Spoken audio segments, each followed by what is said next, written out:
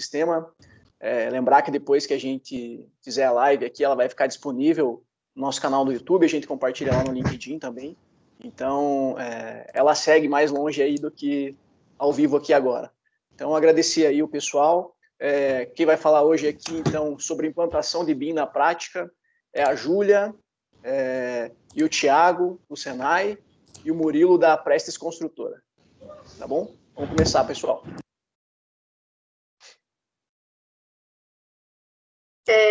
Acho que eu vou começar aqui a falar, então, e daqui a pouquinho eu compartilho a tela com vocês.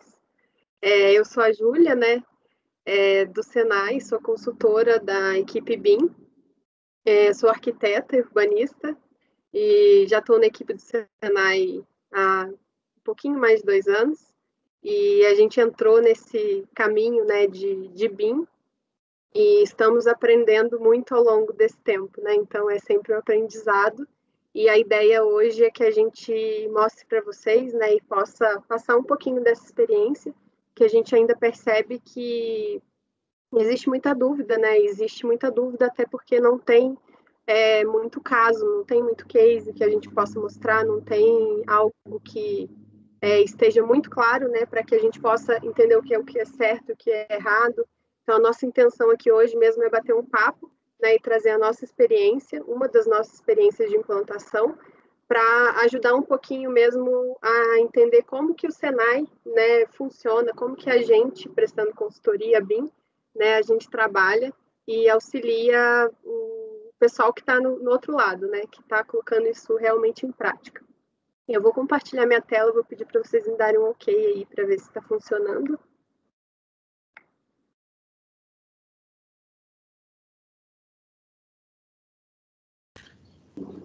Está funcionando, pode?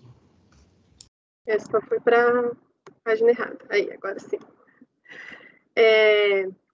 Primeiro, né, explicar um pouquinho o sistema FIEP como um todo, né, ele procura atender a indústria, né, então tem muita gente que até nem tem esse conhecimento que o Senai também tem essa área de consultoria, né, tem essa área de BIM, por exemplo, que é para a indústria da construção civil.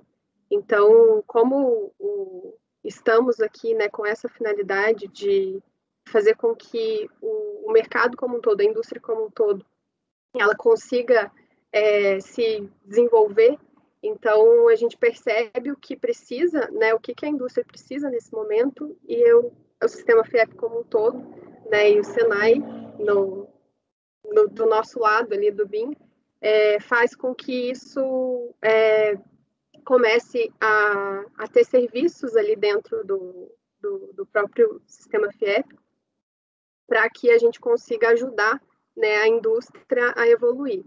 E a nossa indústria principal, né, falando de BIM, é a de construção civil. Hoje a gente não tem um cenário muito favorável, né, para essa área de construção civil. Então, a ideia é que a gente consiga, com todo o nosso trabalho, que é um trabalho de formiguinha, mas que pode fazer com que a gente alcance, né, mais para frente, grandes evoluções, assim como um todo. E o Senai, ele tem alguns institutos, né?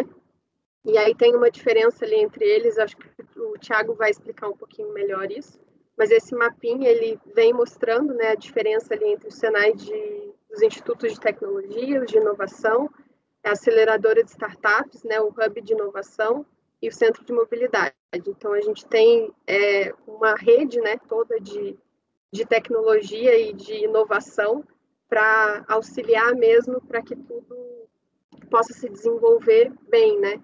E nós, do Instituto de Construção Civil, somos o 3 aqui no mapinha, e temos vários tipos de serviço, né? Acho que o Thiago vai falar um pouquinho também melhor dessa parte. E dentre eles, né, temos o Núcleo BIM. E o Núcleo BIM, ele foi desenvolvido há pouco tempo, né, com uma intenção específica de um contrato, que, bem como eu expliquei, né, a gente entendeu a demanda como uma demanda do mercado e fizemos que isso acontecesse realmente, né? E hoje a equipe, ela já tem um pouco mais de experiência com as consultorias que nós prestamos tanto para institutos públicos, né, quanto para privados. Então, a gente tem já uma mescla, assim, de experiências nos dois lados, né.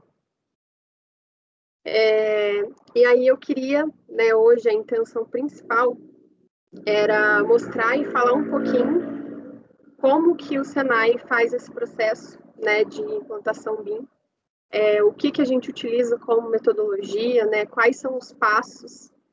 A gente sabe que existe muita dúvida mesmo, né, e existem muitas iniciativas, né, isso é muito bacana, que você começa a se mexer, né, para fazer diferente. E começar a se mexer para fazer diferente é inovação, né? Então você sai da sua zona de conforto e começa a buscar outros meios, outras formas de fazer isso. Nós, né, prestamos consultoria nesse sentido para que os processos os processos mesmo dentro da empresa, né, eles comecem a se alterar.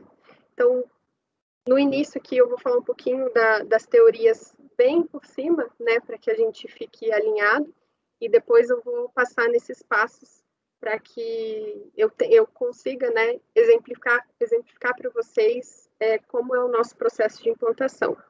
Então, primeiro, né, a gente fala muito em BIM, e uma coisa que sempre acontece é que, como é algo muito falado, né, BIM, quero fazer em BIM, vou fazer em BIM, não tem um entendimento, muitas vezes, né? Várias vezes, como a gente começa a conversar, entender um pouquinho da empresa, tem pessoas que falam assim, olha, para te falar bem a verdade, eu já ouvi falar, mas não sei o que é. É um software, o que é? É Revit, então tem alguns problemas de entendimento, né?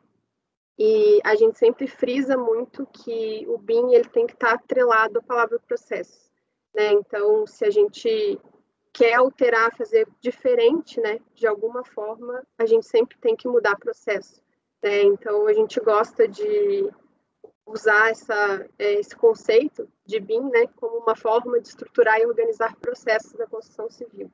Então, utilizando ali, né, meios tecnológicos para isso. Então, ferramenta, software é super importante, mas existem outras coisas, né, que estão ali no todo no seu processo. E eu acho que é um pouquinho disso que vai ficar claro também no decorrer aqui das apresentações. E esses processos, né, eles precisam ser organizados de maneira que a gente consiga relacionar a informação com a construção.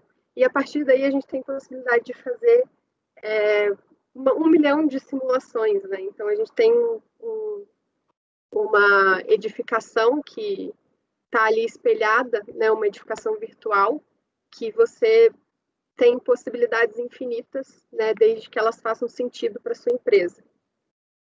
E essas informações que são inseridas, né, dentro do processo ali, elas acabam gerando um grande banco de dados.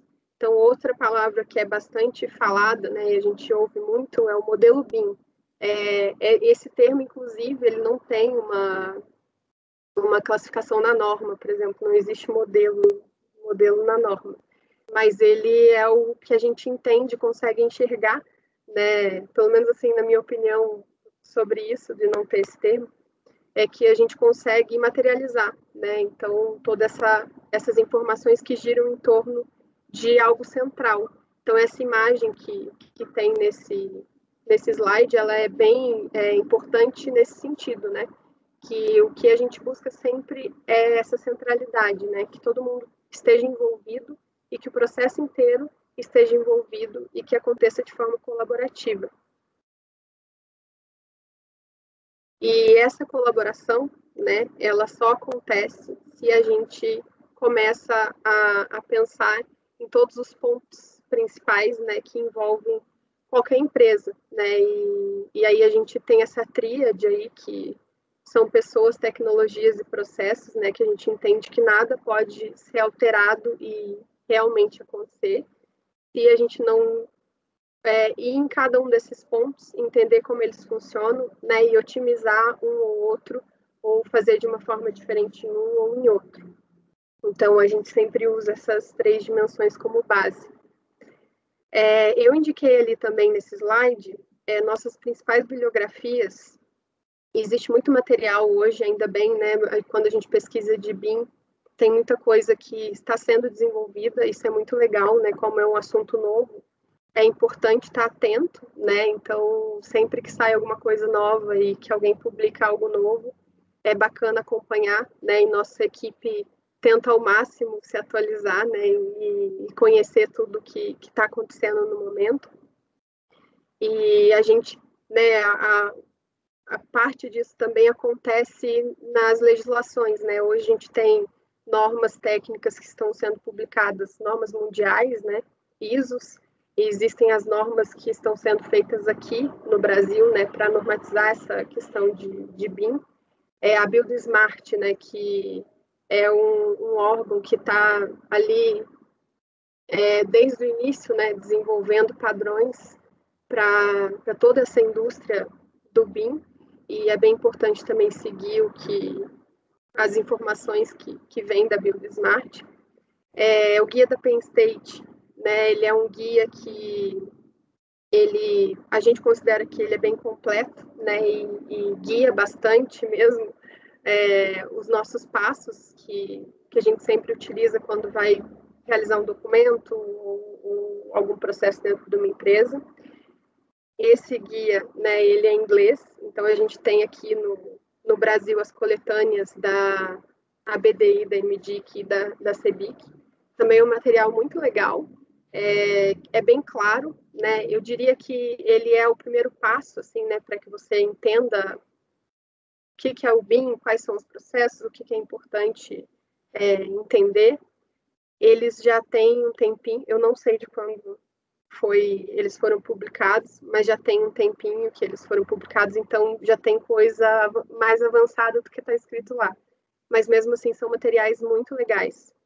E aí, por último, ali, o Bilal Sulca, que eu diria que ele é um mestre, né, nesse sentido de produzir conteúdo para a BIM. Ele tem uma gama bem vasta de documentação e de projetos, né, relacionado com o BIM, e eles são muito bem escritos, né, e a gente gosta bastante de acompanhar também toda a produção dele. Então fica aí como dica, né, para dar uma olhada também em todos esses tópicos.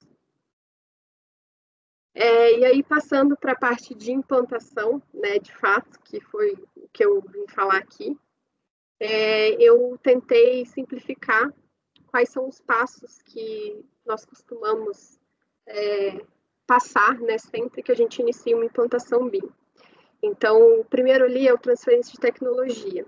Ele é super importante para a gente, porque, como eu disse no início, né, a gente busca capacitar a indústria. E quando a gente fala de capacitação, né, a gente precisa fazer com que o cliente ele aprenda, entenda, né, entenda o porquê e se desenvolva mais. Então, acho que esse sempre é o nosso principal objetivo em todos os contratos. A gente inicia um contrato, a ideia é sempre transferência de tecnologia. Então, a gente ensina, né, o que a gente acredita que seja o melhor caminho para a empresa, mas a gente espera essa troca também, né? Que tudo seja feito em conjunto. Eu vou falar um pouquinho mais daqui a pouco dessa questão.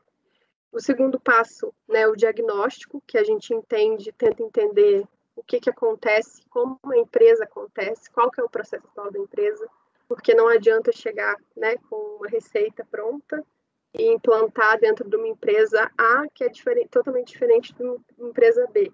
Né? Então, existe essa primeira etapa que é essencial para que a gente conheça e entenda como que aquela empresa funciona e quais são os melhores meios, né, para implantar um novo processo. A terceira etapa ali é a produção da documentação. Então, a gente sabe que, né, sem padronização o processo não funciona e é uma etapa super importante. Eu diria que é uma das mais desgastantes, né, porque é o momento em que você senta para organizar a casa mesmo, né, a partir do diagnóstico. E isso faz com que a gente tem ao fim, né, dessa etapa uma série de documentações que, né, pode ser uma só, pode ser várias, mas que tem esse intuito de padronizar, né, todo o processo. E, por fim, a gente tem as provas de conceito. Elas podem acontecer, né, em uma rodada só, ser uma única prova de conceito, de um único projeto, ou podem ser vários, mas o ideal é que a gente consiga colocar em prática, né, todo esse processo que foi desenhado e delimitado. Então, eu vou falar um pouquinho de cada um aqui. E nesse primeiro, acho que não tem muito mais do que ser falado, né? Só reforçando ainda mais aquela questão de pessoas, tecnologias e processos, né? O que a gente busca mesmo é que tenha essa construção colaborativa. Então, a empresa, ela trabalha junto com a gente. Eu acho que vai ficar bem claro quando o Murilo começar a falar um pouquinho, né? E mostrar a experiência dele do outro lado, que é um trabalho mesmo em 4 mãos, né? Ou muitas mãos, para que a gente consiga construir mesmo algo que faça sentido para a empresa. E uma coisa que é bem importante, né, é que a gente está falando de algo que é bem novo no mercado, apesar de já estar aí há muitos anos, né, ele sempre está à frente, né, e quando você está falando de tecnologia, inovação, sempre acontece algo novo, né, e a gente não pode deixar isso para trás. Então, a ideia é que, nessa questão de melhoria contínua, é que quem está na empresa, né, quem vai ficar ali com aquele legado para levar isso para frente, tenha também essa noção de entender como eu posso melhorar. Surgiu um novo termo, que nem é BIM mais, né? Como que eu vou inserir isso dentro do meu processo? Surgiu uma nova ferramenta que pode me ajudar. Como que eu insiro isso no meu processo? Então, é importante, né, que essa transferência de tecnologia aconteça e que quem esteja envolvido na implantação, ele seja realmente capacitado, né, e a maturidade, ela se eleva.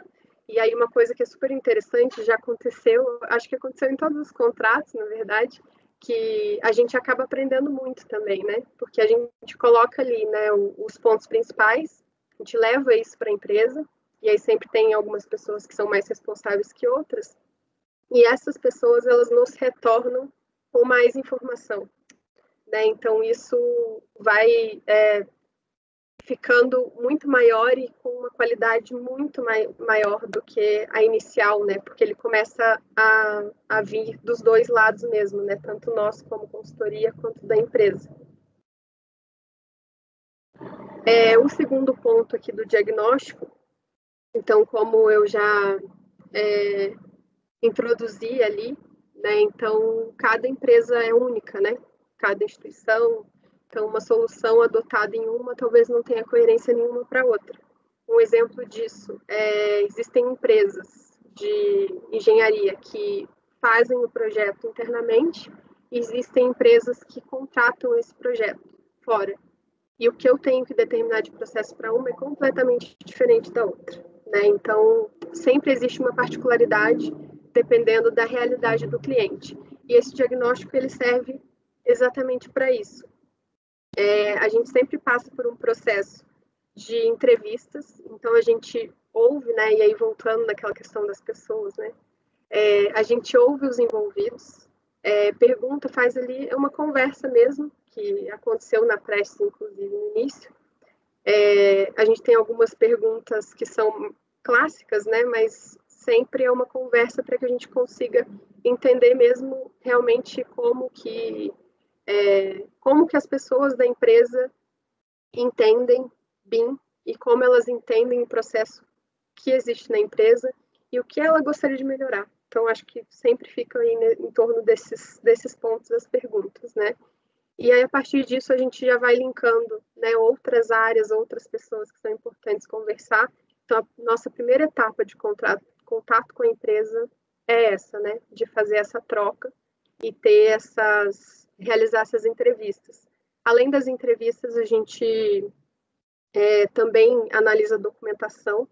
Tem empresa que tem bastante documentação, tanto de determinação de processo, quanto às vezes até documentação mesmo, se for um órgão público, tem um pouquinho mais de documentação, e a gente analisa tudo isso, né? Analisa também os documentos, as plantas que são feitas, como são feitos os projetos, então a gente analisa bastante coisa também. E aí, ao final disso tudo, do diagnóstico, a gente emite um relatório, né? Então, esse relatório é um relatório de maturidade e é um retrato mesmo do que significa aquela instituição, como que aquela instituição funciona, né? Então, uma empresa que contrata, né, seus projetos, então a gente determina um processo, como é esse processo de contratação, o que entra ali, o que não entra, quais são as reuniões realizadas, quem são os envolvidos. Então, essa imagem aqui, a primeira, é um recorte, né, do mapa de processos aqui da Prestes. Então, um pequeno recorte aqui. E o deles ficou bem grande, inclusive, porque tem vários processos lá dentro.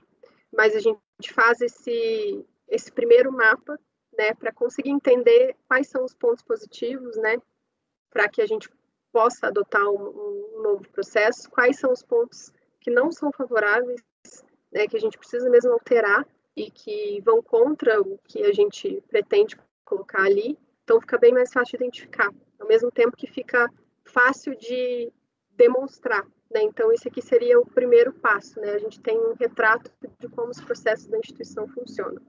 Depois disso, a gente faz o mapeamento da maturidade da empresa, né? A maturidade BIM da empresa.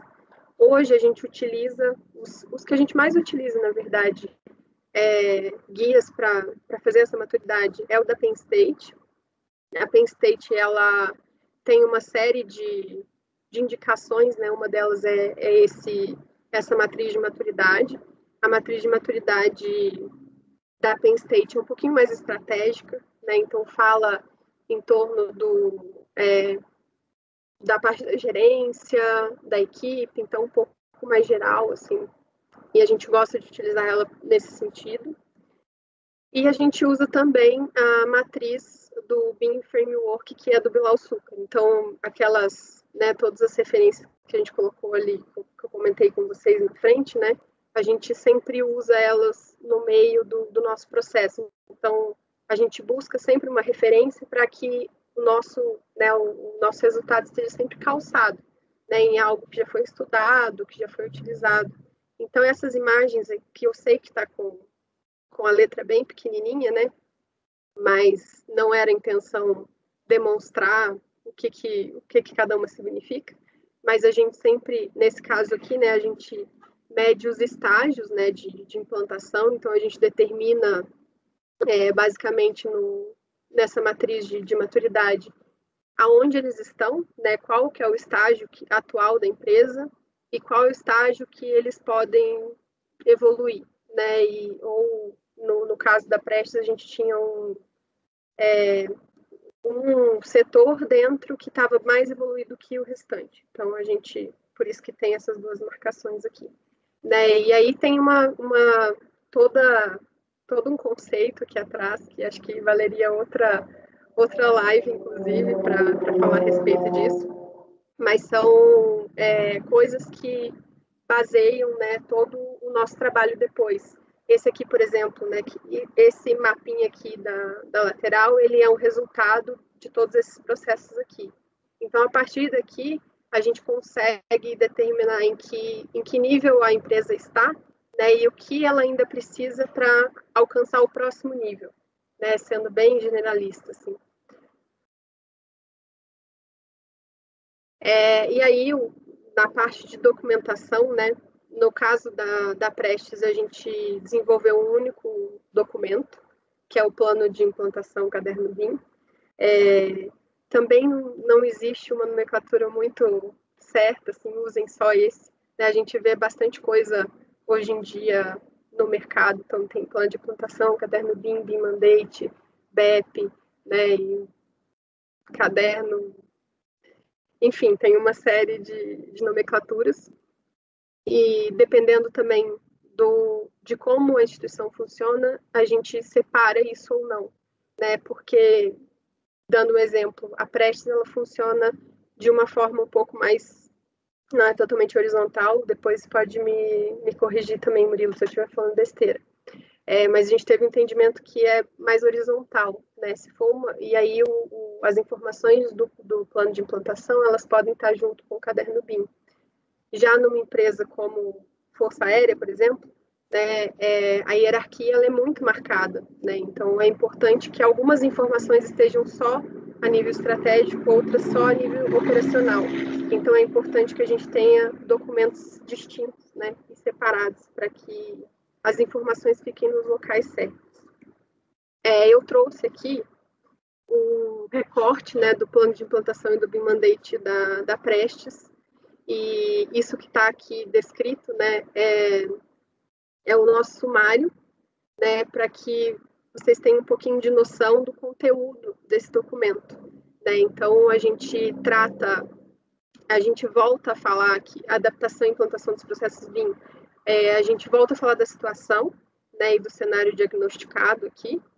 Então, por que isso, né? Porque é importante também a gente indicar que precisa alterar computador, por exemplo, precisa comprar software, enfim, né? Toda essa parte aqui a gente também vai diagnosticar no início lá. Então, a gente traz de volta essa situação.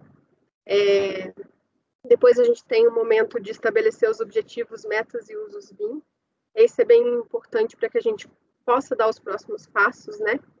E aí esse envolve o setor mais estratégico da empresa, né? Digamos assim, para definir o porquê que a gente está fazendo BIM, né? E a gente traz algumas propostas como consultoria. A gente acredita que vocês, né, vão realizar esses e esses pontos, mas sempre a gente ouve também o que a empresa tem a dizer a respeito disso.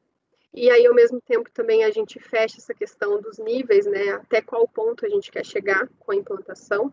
Existe um tópico, né, que é o plano de transição. Então, quais são as atividades que são essenciais para que a gente consiga iniciar o processo, né? As condições indispensáveis para a implantação, elas determinam os membros da equipe. Então, uma coisa que acredito que o Murilo vai falar aí também, né? A gente criou uma função nova na Press que não existia, que era o coordenador BIM. Então, isso sempre existe, acho que todas as empresas nunca já têm essa função, né? Não é comum, já existia essa função, pelo menos até hoje.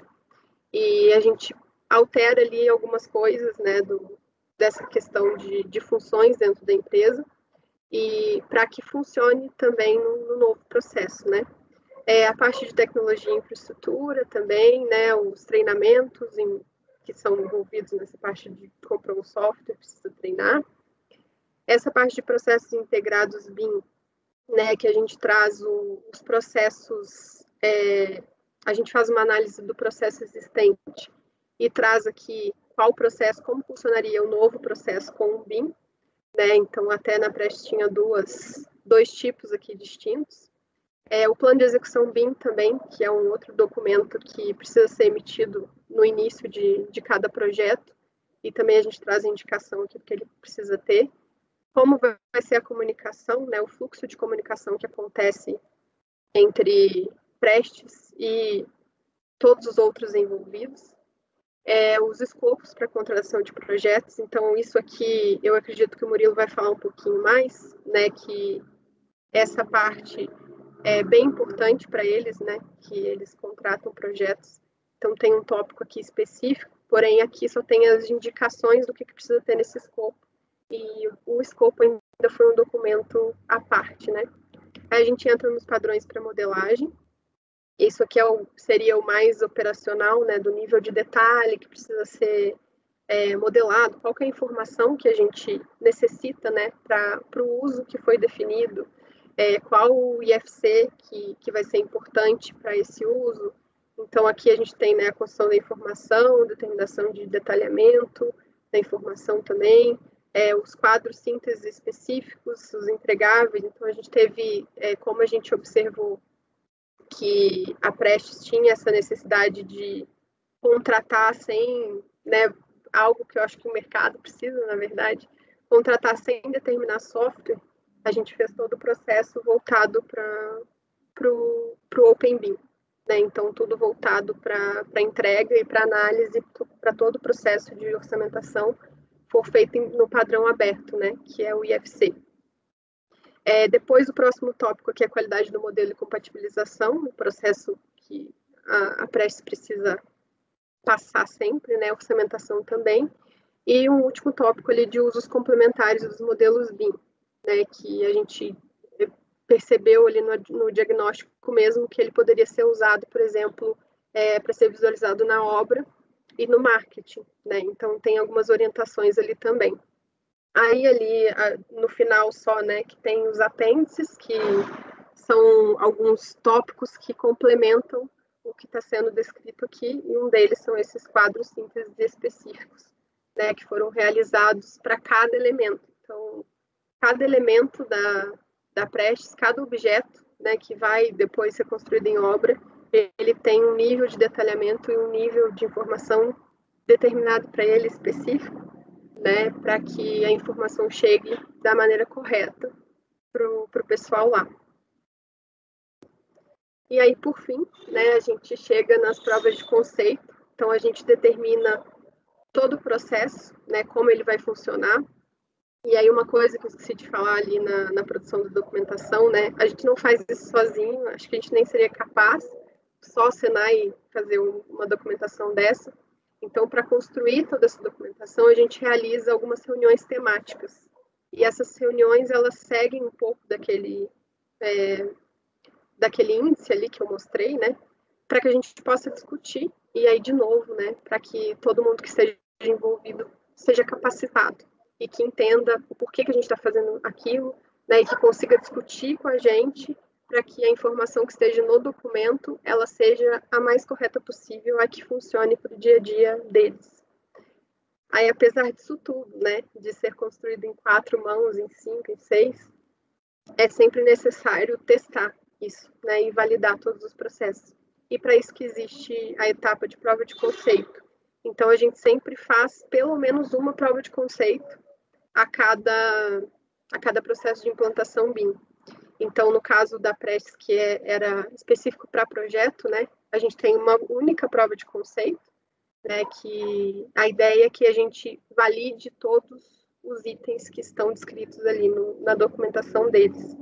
Em outros contratos, a gente tem provas de conceito para manutenção e operação, por exemplo, para acompanhamento de obra, então é sempre dependendo do uso, né, específico para aquele contrato, no caso, ou até para a própria empresa, né, se não tem interesse em um uso, se a empresa não faz obra, não faz sentido nenhum fazer uma prova de conceito de obra, né? Se ela tem um processo muito complexo de projeto, é melhor fazer o processo de projeto antes, fechar, e depois fazer um outro processo, né? Quando atinge uma maturidade, aí você vai para a prova de conceito e faz todo o processo de implementação na obra também. E aí eu só vou introduzir agora, que eu acho que eu já falei bastantinho, da parte da Prestes, né, porque eu já fui falando isso.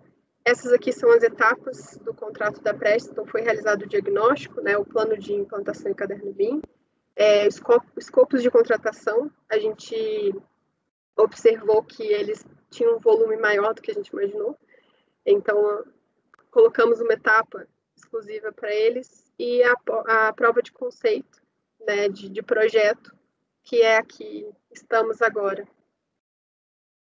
E aí, só para introduzir o que o Murilo vai falar, né, o que a gente identificou na Prestes, né, que é uma empresa privada, né, então ela tem essa contratação de projetos externos, e por isso tinha uma vasta gama de softwares, e dessa forma a gente não podia propor nada que fosse diferente do OpenBIM, né, então todo o processo ele foi desenhado para pedir o IFC, né, e para receber o IFC, para que a gente tivesse essa universalidade dos dados.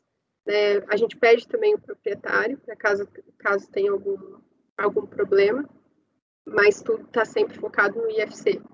E é por isso, né, que a gente descreveu os requisitos para modelagem de uma forma bem específica, né, para cada item, com um nível de detalhe, um nível de informação, porque a partir do momento que você tem, né, a informação necessária em cada elemento, não importa qual software que você vai fazer esse processo, né? Ele já está ali com todas as informações e você pode usar qual software você tenha mais facilidade, né? E entregar da mesma forma o que é pedido.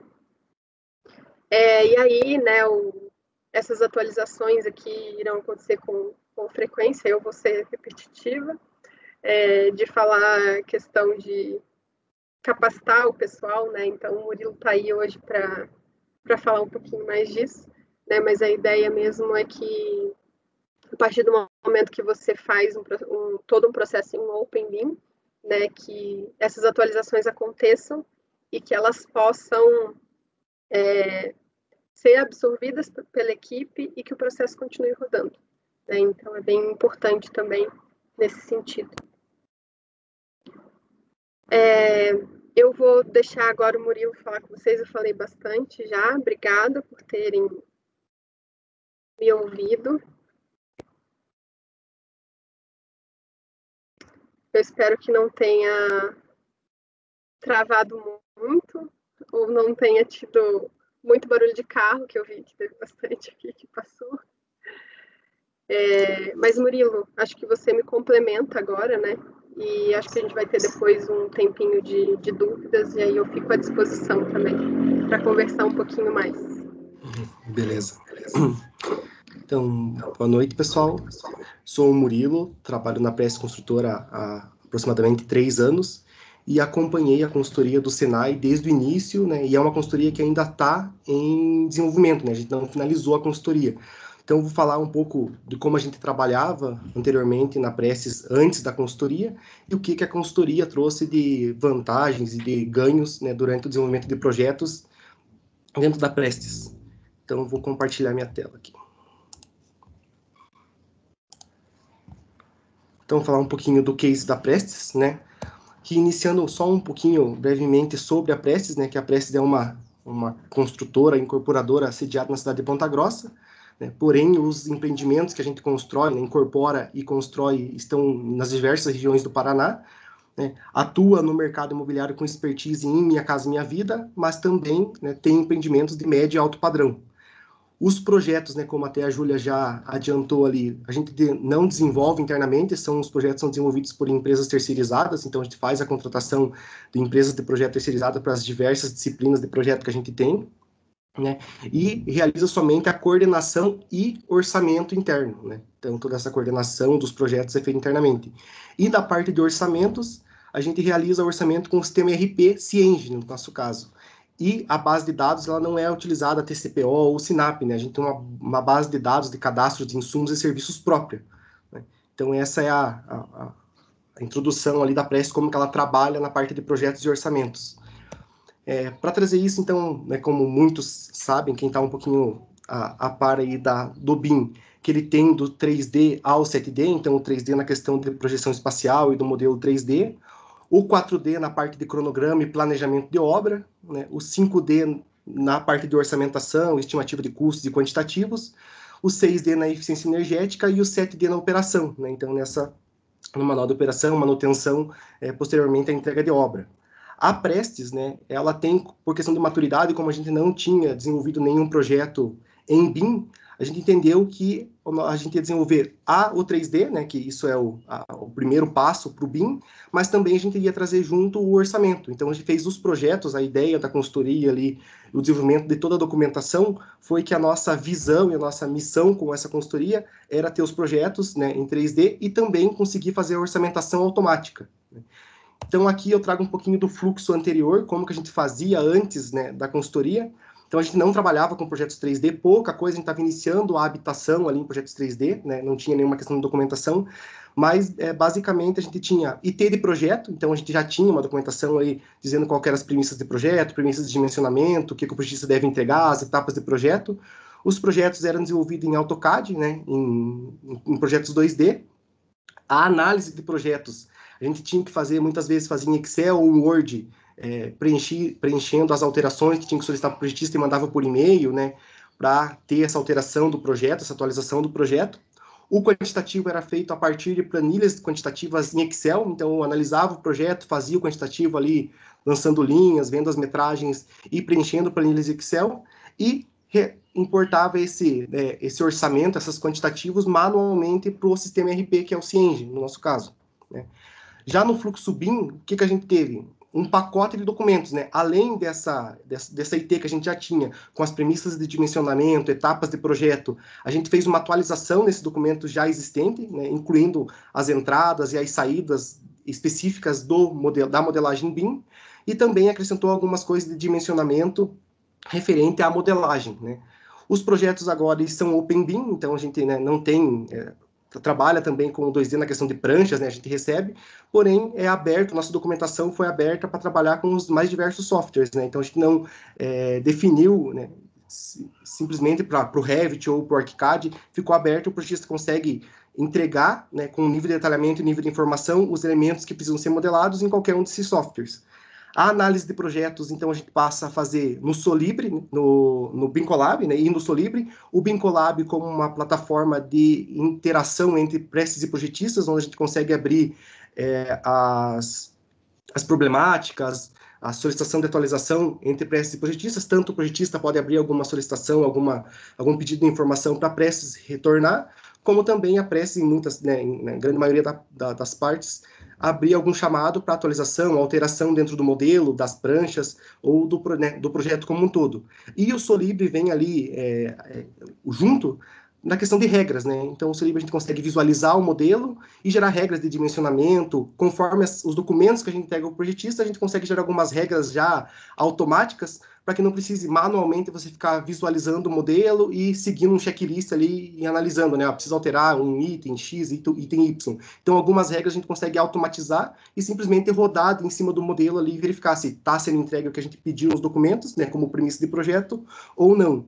O quantitativo, então, que anteriormente a gente fazia em planilha, agora a gente vai passar a receber esse quantitativo e a classificação dos elementos diretamente do IFC, então vai receber um documento TXT que eu vou falar um pouquinho à frente para vocês, essa interação entre entregas dos projetistas para prestes, e o orçamento no Cienge passa a ser automatizado. Então, eu vou te extrair esses quantitativos com as informações dos elementos, conforme a nossa EAP, né? Então, cada empresa vai ter uma EAP diferente, então a gente fez a documentação de uma forma que atendesse a EAP e a organização do orçamento da Prestes, e esse quantitativo vai ser importado automaticamente para o Cienge. Então, a gente vai ter um ganho ali no desenvolvimento do orçamento, né? Que antes a gente tinha um prazo um pouco maior para desenvolver todo o quantitativo e lançar manualmente no Cienge. Então, aqui eu só incluí um pouquinho da questão das informações anterior e como a gente faz agora, né? Então, anteriormente, quando a gente trabalha com o 2D, a gente fica com uma troca, não tem uma troca de informação centralizada, então os projetistas vão mandando os projetos, não pode, muitas vezes tem interferência dos projetos, né? Então, quem trabalha com 2D sabe muito disso, né? Tá ambientalizado, tipo, vive com isso. Já nos projetos em BIM, a gente tem um modelo compartilhado, então um modelo federado, onde os projetistas, diferentes, o projetista é um projetista A e o projetista B, a gente consegue entregar os IFCs e eles visualizarem para, já durante o desenvolvimento do projeto, ter essa visão, né, e não ter incompatibilidades durante a análise da Prestes, né, durante o desenvolvimento do próprio projetista, ele pode tendo essa análise, esse acompanhamento do desenvolvimento dos projetos. Aqui eu incluí um gráfico que eu gosto bastante de visualizar, a questão dos ganhos do BIM, né? Então, aí em azul a gente tem a curva tradicional do BIM, então a gente traz, essa curva ela traz as informações que o BIM disponibiliza para análise de projetos, né? Então, no tradicional, quando a gente trabalha em 2D, muitas informações elas só são inseridas nos projetos durante o projeto executivo ou durante a construção. Só tem muitas informações, você vai verificar que tem uma incompatibilidade de projeto entre um projeto e outro durante lá o projeto executivo e o projeto, né, ou durante a construção da obra.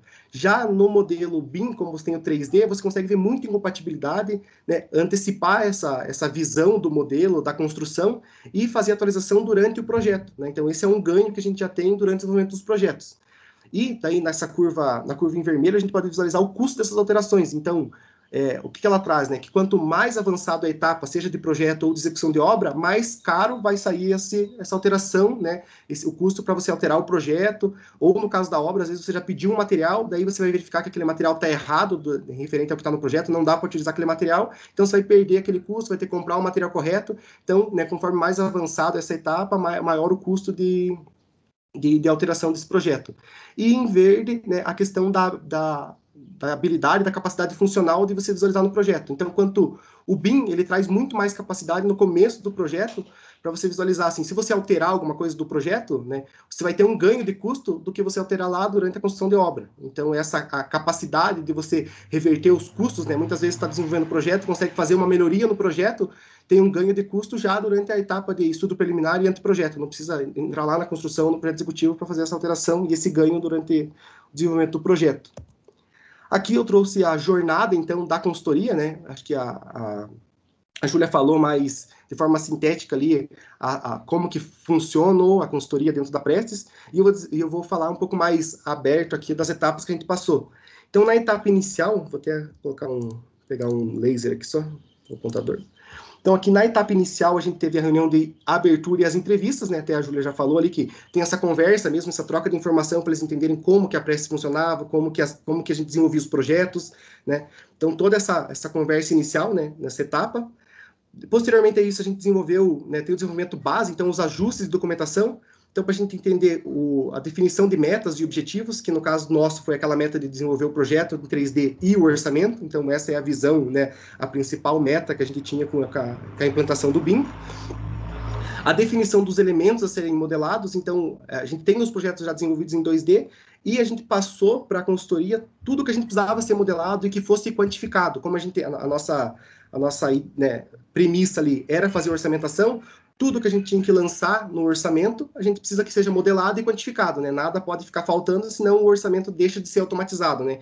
A partir de que você tem uma parte do modelo que não traz as informações necessárias para o orçamento, você vai ficar metade automatizado e metade manual. Então, não era a nossa ideia, né? Então, a gente teve a definição desses elementos a serem modelados, a definição das etapas de projeto. Então, a gente definiu aqui nessas etapas de projeto qual é o nível de informação e nível de detalhamento dos elementos que a gente precisava que os projetistas nos trouxessem, né? Então, o desenvolvimento dos documentos posteriormente a isso foi seguindo essas etapas de projeto com nível de detalhamento e nível de informação. Foi necessária a atualização da nossa EAP, então a nossa EAP, da forma que estava, em partes ela possibilitava essa orçamentação automática, em outra parte não. Então, a gente verificou o que no caso, isso varia de RP para RP, como a gente trabalha com o Cienge, a gente conseguiu fazer um diagnóstico que teria que fazer alguma alteração ou uma atualização na nossa EAP de orçamento. Então, isso foi feito e, né, foi desenvolvido o plano de execução BIM e o BIM Mandate. Então, a partir de todas essas informações, modificações, tanto da Prestes, né, para conseguir implantar o BIM, como também entendimento da consultoria para que os documentos atendessem também o que a Prestes necessitava. Depois teve o desenvolvimento das documentações, então, a partir disso, e com o BIM Mandate, a gente definiu a coordenação BIM, então, até a Júlia falou, foi necessário ter, né, uma pessoa dentro da Prestes que fosse como se fosse um defensor dessa metodologia BIM, né, para ter implementação, para tocar o restante da equipe para desenvolver os projetos. Então, eu fiquei como responsável da parte de complementares de infraestrutura, da coordenação BIM, mas toda a documentação, né, não foi desenvolvida somente por mim ou por a consultoria, igual também a Júlia falou. Toda a equipe, né, como eu trabalho na parte de desenvolvimento de projetos e orçamentos, toda a equipe ficou responsável por desenvolver, né, os escopos, os checklists, os relatórios de serviço, para que possibilitasse a gente, num período, né, da consultoria, um período mais curto, entregar a documentação de todas as disciplinas. Foi desenvolvido, então, esses escopos, né? A gente fez um teste piloto em uma das disciplinas, então, a gente fez, no caso da Prestes, a gente fez de drenagem, e com isso a gente conseguiu ver a efetividade dos escopos, né? Conseguiu verificar a modelagem dos elementos, então, se o que estava nas premissas né, nos documentos, ali nos escopos, o projetista conseguiu entregar só lendo aquela documentação. A classificação dos elementos, então, para a gente conseguir fazer a orçamentação automática, se ele conseguiu classificar de acordo com a EAP, né, isso varia de empresa para empresa, não tem muito que eu abrir essa conversa. E o orçamento automatizado. Então, se as informações que eles incluíram no modelo e depois, né, o quantitativo que foi extraído pelo projetista e entregue pela Prestes, eu, sem ter nenhum ajuste, né, eu consegui importar no Cienge. Então, isso foi ideal para que a gente fizesse alguns ajustes, tanto nos nossos escopos quanto na nossa EAP, né? A gente teve que fazer alguns ajustes nessa disciplina, e posteriormente a isso a gente conseguiu replicar para as demais disciplinas. Então, isso foi importante a gente fazer específico para uma disciplina só, que a gente não precisou fazer todo esse ajuste, essa atualização de documentação para todas as disciplinas, né? A gente fez único ali para a drenagem, depois só replicou já atualizado, de uma forma que atendesse o projetista, né? O projetista tivesse as informações necessárias. Então, aqui da preparação do projeto piloto, então a próxima etapa aqui na preparação do projeto piloto foi definido um empreendimento, né, que é a questão do POC ali, que é da prova de conceito, que a Júlia também falou. Então, no nosso caso, o nosso projeto é um empreendimento como um todo, né, da infraestrutura. Então, a gente definiu um dos nossos empreendimentos que a Prestes tem em incorporação ainda para desenvolver os projetos e ser o nosso projeto piloto. Fez uma reunião colaborativa com todos os projetistas contratados, como a gente faz a contratação de terceiros, teve essa troca de informação para a gente mostrar onde vai ser com o Bincolab, o Solibre, a questão do colaborativo, que é o nosso gerenciador de projetos, que também eu vou falar um pouquinho à frente para vocês. Então, para a gente trocar essas informações e mostrar para os projetistas como que vai ser, né, a partir de agora, o novo fluxo de projeto da Prestes, pensando em BIM e na orçamentação automática. Então, a gente apresentou todos os documentos desenvolvidos para esses projetistas contratados para esse projeto piloto. Né? Fez agora também a configuração do Bincolab e do colaborativo, né? Colaborativo, como eu disse aqui, é o nosso gerenciador de arquivos, é onde os nossos projetistas entregam todos os documentos desenvolvidos para que a Prestes seja possível fazer análise dos projetos e os quantitativos, o orçamento, né? E, né, como eu falei que a consultoria ainda está em andamento, a gente está nessa etapa aqui, né? Que é o projetos e orçamentos. Então, nesse projeto piloto, está sendo desenvolvido os projetos, né? Enquanto desenvolve os projetos, a consultoria e eu, como a coordenação BIM, a gente está criando as regras do Solibre, para que assim que finalize os projetos, a gente tenha os entregáveis, a gente possa gerar as regras, fazer as análises, né? E seguir para o ajuste dos projetos. Então, o próximo agora passo é a gente receber os entregáveis, né, receber esses projetos, então, dos projetistas, realizar a análise dos projetos, né, e os projetistas fazer as análises que forem necessárias. Então, esse fluxo aqui entre entregáveis e ajuste de projetos, ele é cíclico, né? Então, enquanto o projeto tiver necessidade de algum ajuste, a gente vai ficar aqui nesses entregáveis, análise de projetos e o ajuste, até que o projeto executivo seja finalizado, né? E eu possa seguir para a parte de orçamentação, né? Então, eu consigo fazer orçamento e assim eu finalizo o projeto piloto, né? Então, essa é a ideia. Após eu finalizar o orçamento, então a gente vai, né, tem ainda a etapa de lições aprendidas para entender o que deu certo, o que deu errado, o que a gente tem que ajustar em toda a nossa documentação, né? E atualizar, então, o BIM Mandate e todas as documentações para que um próximo projeto, né, daí a gente já sai do projeto piloto e talvez a gente tenha mais projetos andando paralelamente com os documentos já atualizados de uma forma que funcione, né, na sua totalidade. Então, aqui, eu tenho a questão dos documentos que a gente desenvolveu. Então, aqui a gente tem a diretriz, né? Eu não vou aplicar documento porque isso é específico de cada empresa, né? Cada empresa vai ter um documento, talvez tenha esses documentos possam se repetir, alguns documentos não sirvam para alguma empresa, então, mas para que a gente consiga entregar para o projetista e o projetista nos retorne com tudo que é necessário para projeto e orçamento, a gente desenvolveu a diretriz geral do projeto, então, com todas as premissas de dimensionamento e outras, né, premissas da Prestes. O escopo de modelagem e quantitativo, então, como que o projetista vai modelar, então, aqui nesse escopo que estão os quadros de ND e NI, que é o nível de desenvolvimento e nível de informação, como que eles devem exportar o IFC, então, né, tem a questão de várias extensões de IFC, a gente diz como que ele vai, em qual extensão que ele deve exportar, e também de quantitativo, para que o quantitativo exportado do Revit ou de outro software venha com todas as informações necessárias para a gente fazer essa importação automática no nosso ERP, que é o Cienge. Para que, né, como aqui está muito, é uma questão descritiva, a gente também fez alguns vídeos de classificação, né, então como que ele deve classificar, para ficar algo mais visual, e o projetista que também não tenha muita familiaridade com essa questão de classificação, ele possa desenvolver da mesma forma, né, não fique travado e não consiga nos entregar o que a gente precisa. E o relatório de serviços, então, um tubo eu tenho o relatório de qual que é o código de serviço, para ele conseguir classificar, né, conforme a nossa divisão da nossa EAP. E, né, por fim, tem o checklist, né, aqui nessa parte de projeto, tem o checklist para que o projetista preencha, né, então ele, antes de mandar, dele entregar os documentos, ele analise se está faltando algo e já corrija, antes dele mandar, e a gente tem que pedir, né, posteriormente a isso, né, e também a Prestes, quando receber, ele vai preencher o checklist novamente, então vai ficar uma dupla checagem ali. E aqui em cinza eu tenho os escopos padrões. Então, em verde aqui a gente tem, para cada disciplina a gente tem uma documentação dessa, e em cinza a gente tem o escopo que serve para todas as disciplinas, que é o escopo do fluxo de comunicação de projetos, onde a gente fala como no próximo slide eu vou apresentar bem certinho como que é o fluxo, mas é a questão do Bincolab, as entregas no nosso registrador de projetos, e o escopo de propriedades gráficas, então com o carimbo padrão, com a questão das cores que não deve utilizar, né? Então tem esse documento, e os vídeos aqui que também servem para todas as disciplinas. A gente desenvolveu também, né, aqui o escopo de comunicação. Então, dentro do escopo de comunicação, a gente tem esse fluxo. Aqui está dividido em Prestes e projetistas. Então, a Prestes inicia criando o projeto no colaborativo, que é o nosso gerenciador de arquivos, né, onde o projetista vai disponibilizar todos os entregáveis. Também a gente cria no Bincolab, né, os projetos. Nessas dois softwares a gente vai definir os acessos, então todos os projetistas que a gente contratou para desenvolver esses projetos, eles vão estar, né, inseridos para possibilitar entregar os arquivos e também receber as problemáticas e a solicitação de atualização do projeto. O projetista, né, após isso, ele vai desenvolver o projeto conforme os escopos que a gente está entregando, vai ter uma comunicação entre prestes e projetistas pelo Bincolab, então essas atualizações de modelo e projeto, e, posteriormente a isso, o projetista faz a entrega ali do IFC, o autoral, DWG, PDF e Excel na questão de quantitativo, né? A Prestes vai analisar o IFC com as regras do Solibre e o Bincolab na questão da gente solicitar alguma alteração.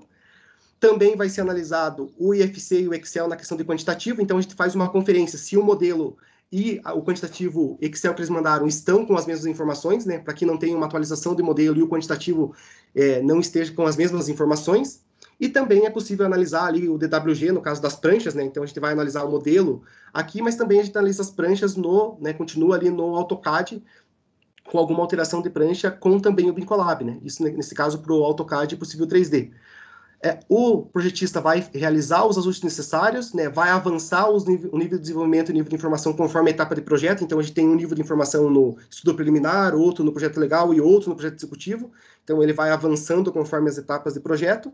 Vai realizar de volta essa entrega do IFC autoral, a gente vai realizar novamente as análises, e essas etapas intermediárias aqui é aquele ciclo que eu falei, né? Enquanto os projetos não tiverem 100% conforme as premissas da Prestes, a gente vai ficar retornando com análise e solicitando alteração do projeto, até que a gente finaliza o projeto executivo, né? A gente aprova, então, essas entregas, não tem mais nenhuma atualização do projeto, extrai o BCF, que é o arquivo do Bincolab com todas as solicitações de alteração, né? Então uma memória ali de todas as atualizações de projeto que teve, carrega o BCF no gerenciador de arquivos por questão de arquivamento e libera os arquivos para obra. Então os arquivos aqui finalizados a gente consegue liberar para obra ou para protocolo em algum órgão público, né? Aqui então os entregáveis são o IFC, né? A questão do BCF, os quantitativos e pranchas ali em PDF, e os autorais, né, que a gente deixa aqui aberto no Vectorworks, ArchiCAD, Revit, AutoCAD, então, no software que o projetista tem, né, seu desenvolvimento de projetos. E o recebimento e comunicação e análise. Então, a gente tem o recebimento no colaborativo, que é o nosso gerenciador de arquivos, como eu, né, disse já anteriormente. A comunicação, então, a análise de projetos pelo Bincolab, e a análise com as regras no Solibre. E aqui na parte de orçamentação, então a gente fechou a parte de projetos, então, né, eu tenho consegui fazer análise, recebi os projetos com todas as informações necessárias como constam nos escopos desenvolvidos durante a consultoria, a gente passa para a etapa de orçamentação. Então, a empresa, né, nós, né, no caso da Prestes, ela disponibiliza a tabela de serviços, então toda a questão de composição de serviço que o projetista precisa classificar no modelo, nós disponibilizamos, né, ele consegue importar isso no Revit, ou em outro software. O projetista vai classificar os elementos conforme a nossa EAP, então a gente fez, né, naquela reunião colaborativa, a gente mostra como é que essa metodologia, ele fica bem, né, a par, tem conhecimento de como o nosso orçamento vai funcionar. Ele vai classificar e exportar a tabela de quantitativos. E com isso, né, a gente recebendo as tabelas de quantitativos, verificando que está tudo modelado, classificado conforme a gente pediu, a gente pode fazer o orçamento automatizado com o Cienge. Então, a gente importa todos esses quantitativos, né, pelo Cienge, num plugin de BIM mesmo, que o Cienge possui, e consegue fazer esse orçamento automatizado. Então, recebendo o projeto executivo com os quantitativos, é simplesmente uma importação ali que a gente consegue fazer em questão de minutos ali para conseguir fazer o orçamento automatizado. Então, a gente está trabalhando agora para deixar, né, o orçamento está 100% automatizado, não ter nada feito manualmente. Então, agora, a gente, né, a nossa ideia, né, a visão que a gente tem é a qualidade dos projetos. Então, com o BIM, a gente, né, não tem nem dúvidas, quem já trabalhou com o BIM entende a qualidade que o projeto traz, né, essa questão da gente verificar incompatibilidades, a riqueza de informações para a etapa de execução de obra. Então, também é uma premissa que a gente tem, como todo modelo, né, ele tem as informações de qual o material a ser utilizado, né, então a gente tem a inclinação, tem todas as informações do modelo, isso também vai ser utilizado pela obra, então não é simplesmente para a gente receber e conseguir fazer análise de projeto e orçamentação, a obra também vai utilizar essas informações durante a execução de obra. É a agilidade na etapa de orçamentação, então esse ganho da gente deixar de fazer o quantitativo manual, a importação no Cienge manual e passar para essa forma automatizada, e um menor índice de indefinição de material, né? Então, a gente tem nos nossos escopos hoje qual é o material que o projetista deve utilizar em cada parte do nosso empreendimento, né? Um exemplo que a gente tem, drenagem, né, que eu já citei. A gente tem qual é o material, que é um PVC série reforçada embaixo do pavimento, já é série normal quando a gente não tem tráfego de veículos. Então, isso, né, esse menor índice de definição de material lá na obra, a gente já tem um ganho no BIM, né, que o projetista já traz essa informação no projeto, né, no modelo. Então, agora, daí, também os próximos passos que a gente tem é refinar essa documentação, né, com a finalização desse projeto piloto, né, ganhar maturidade, né, na questão de orçamentação e do modelo 3D, e quem sabe, né, no futuro não tão longe, aí a gente conseguir implementar o 4D, o 5D e o 6D. Então, é isso. Perfeito, pessoal. Legal, muito show ver aí o case. A gente estourou um pouquinho o tempo, vou abrir aqui para perguntas já para o pessoal. Pessoal, alguém tem alguma pergunta para o pessoal aí? Só abrir o áudio e perguntar. Robson, será que dá para falar um pouquinho da residência BIM ali que a gente pensou aqui também, que estava programado? Só vamos ver se o pessoal tem alguma dúvida aqui, rapidinho. A gente estendeu um pouquinho o tempo aqui, aí a gente dá uma complementada. Pessoal, alguma dúvida? Alguém quer fazer alguma pergunta?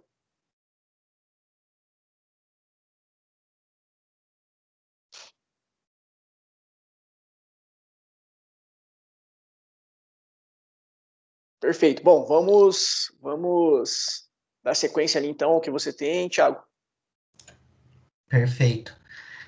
Bem rapidinho também, não quero tomar muito tempo, que é só para falar um pouco desse programa que a gente lançou, né? O Senai lançou agora na metade do ano, né? Do programa de residência BIM. Eu sou, né, o Thiago, sou consultor de pesquisa, desenvolvimento e inovação no Senai. Atuo mais nessa área de mercado comercial, né? Tentando linkar as empresas com os nossos serviços, né? E agora, especificamente, a gente está trabalhando bastante com a residência BIM. Eu vou compartilhar aqui a minha tela.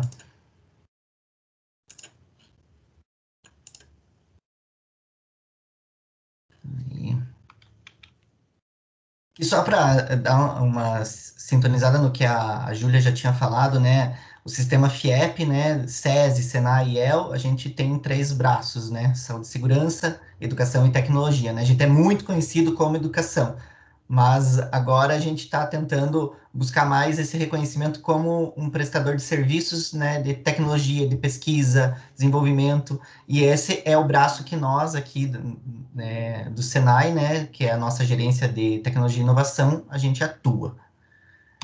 Aqui é o mesmo mapa lá, né, a rede Senai no Paraná, os institutos de tecnologia, né, já buscando um produto um pouco mais desenvolvido em inovação, entregando para o mercado, os institutos de inovação, que temos 2 aqui, um em Curitiba e um em Maringá, que busca, né, a pesquisa lá do início até entregar para o mercado. Também temos as aceleradoras, né, o Hub de Inteligência Artificial e o Centro de Mobilidade. O Instituto de Construção Civil, né, presta, né, de serviços. A gente tem desenvolvimento de simulação e desenvolvimento de novos materiais e sistemas, a gente atua com norma de desempenho, consultoria de PBQPH, Lean Construction, qualidade e composição de materiais, e o que nos trouxe aqui hoje, né, que foi o BIM, que é o que a gente está buscando, né, desenvolver e ser reconhecido, né, o Senai como passar essa tecnologia para a indústria de construção civil. E como a Júlia falou, né, esse que é o principal pensamento, né, tecnologia, processo, pessoas para ter o procedimento, o que a gente viu? A gente precisava de investir um pouco em pessoas, que às vezes está faltando no mercado pessoas que tenham a competência para desenvolver o BIM, né, o processo BIM, implantar esse processo nas empresas. Por isso que a gente desenvolveu o programa de residência BIM. No que se baseia o programa, né? Ele é um programa, né, de pesquisa, desenvolvimento e educação com duração de 8 a 24 meses, que vai depender do módulo, né? Que a gente divide em módulo 1 e módulo 2. E ele é voltado para residentes que vão desenvolver isso, mas principalmente para a empresa. A empresa que vai que vai comprar uma cota, né, dessa residência, ela vai ter um ganho em maturidade BIM, em implantar o BIM na sua organização. Então, às vezes ficava essa dúvida com pessoas que a gente já estava conversando, mas o ganho é só para o residente? Não, o ganho é principalmente para a empresa.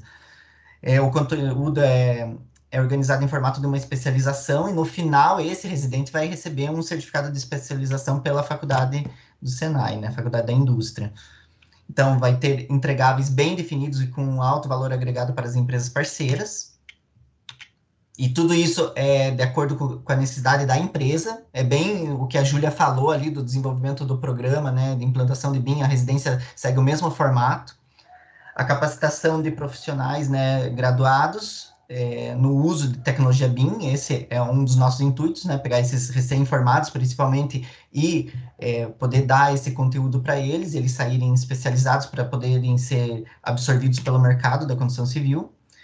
Vai ter atividades teóricas e práticas aplicadas nas empresas, com o conteúdo das empresas, com os desafios, projetos, tudo da empresa parceira. Nada é feito aleatoriamente, nem com um projeto fictício. É tudo feito de acordo com a empresa que está contratando esse serviço. E eles vão ter a mentoria dos nossos especialistas, né? A Júlia, a Mariana, o Rafael, todos os especialistas BIM vão dar a mentoria para esses residentes. Que outra questão, assim, que as empresas perguntaram muito mas as dúvidas, não vai gerar mais dúvida do que solução? Não, porque esses residentes vão ter todo esse preparo para atender a empresa, e qualquer dúvida que tenha, ela vai ser rapidamente solucionada pelos especialistas que estão em contato com esses residentes. Então, isso não vai gerar nenhum atraso para a empresa. O que elas vão ter acesso nas empresas parceiras, né? Aplicação prática da tecnologia em diferentes níveis, dependendo de como que elas contratarem, tornar o processo mais eficiente e tecnológico dentro da organização, entrar em um novo patamar em sua cadeia industrial, né? Que passou para ser BIM, desenvolver uma capacidade técnica localmente, que é desenvolver esses residentes, né? E poder absorver esses profissionais especializados em seu quadro. Ela não é obrigada a absorver nenhum residente no final do processo, mas se ela gostou do trabalho, ela tem essa possibilidade. Quem que pode participar, né? Startups, micro, pequenas e médias empresas privadas do setor da construção civil, com diferentes níveis de maturidade em relação à tecnologia BIM. Por que a gente não colocou empresas muito grandes? Porque a gente tem que também oferecer esse serviço para essas pequenas que precisam. Às vezes, a implantação BIM é uma coisa cara, e esse programa BIM reduz bastante custo, né? Principalmente para pequenas e microempresas que, com uma parceria com o Sebrae, até podem contratar o Sebrae Tech, que subsidia até 70% do valor desse investimento. Então, para pequenas e microempresas, isso é muito interessante. Os residentes, né? Qual que é o perfil deles? Graduados em arquitetura e urbanismo ou engenharia civil, com uma experiência em modelagem no Revit, para início, assim. Agora falando dos módulos. O módulo 1 é o projeto piloto, que varia de 8 a 12 meses. Ele é, assim, mais indicado para uma empresa que não teve contato nenhum com o BIM, quer começar, não sabe como que vai ser, então é só um projeto piloto, não é a implantação propriamente dita, né? O que vai ter? Vai ter a modelagem, a compatibilização e coordenação, que é o 3D, estimativa de custos, 5D, planejamento, que é o 4D. Vai ser, como eu falei, um projeto real apresentado pela empresa, né? Tem algumas condições desse projeto, que quem quiser mais detalhes pode entrar em contato também, que a gente explica melhor isso.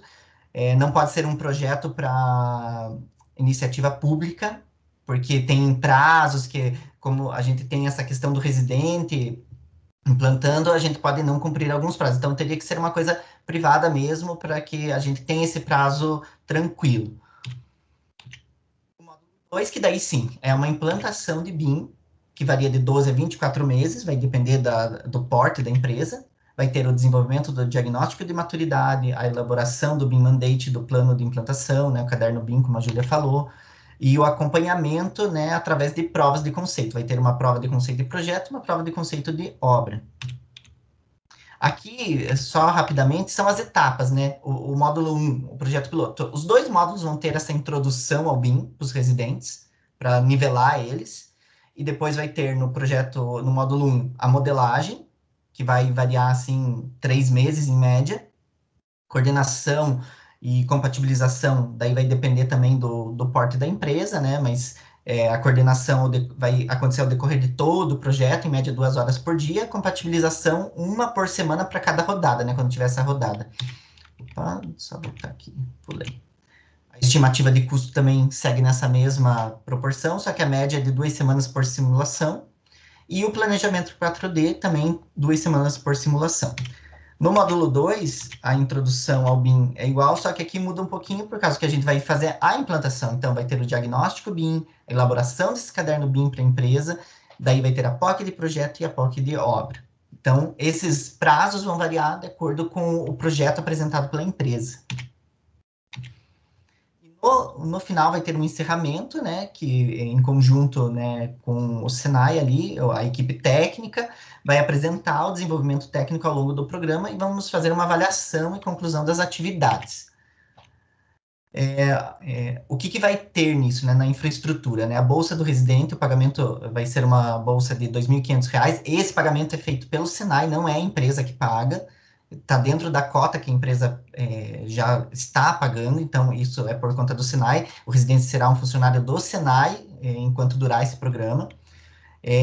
Notebook, desktop para o uso do residente durante o programa é o Senai que vai oferecer. As licenças necessárias para desenvolver, né, esses projetos e todo o acompanhamento também durante o programa é o Senai que vai oferecer. A mentoria, né, dos nossos consultores, de até 4 horas semanais. Então, aquela questão de, vai ter dúvida, ele vai ter esse tempo para sempre, ele tem esse contato para tirar qualquer dúvida com os nossos especialistas. Então, não vai ter, não vai se perder nada nesse processo. Essa logística, né, das aulas e por videoconferência também é por nossa conta.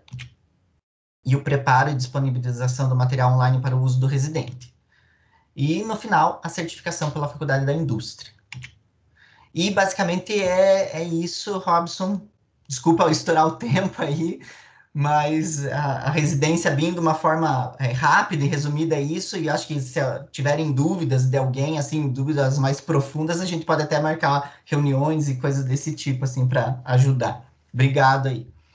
Perfeito, pessoal. Muito legal o programa de residência aí também. A gente já estourou um pouquinho o tempo, então quero agradecer aqui a Júlia, ao Thiago, Murilo, por compartilhar aí o case, disponibilizar o tempo aí com o pessoal em nome do ecossistema. Então, muito obrigado aí, pessoal, por todo mundo que participou e até a próxima. Obrigado. Valeu, obrigado. Até mais, obrigado.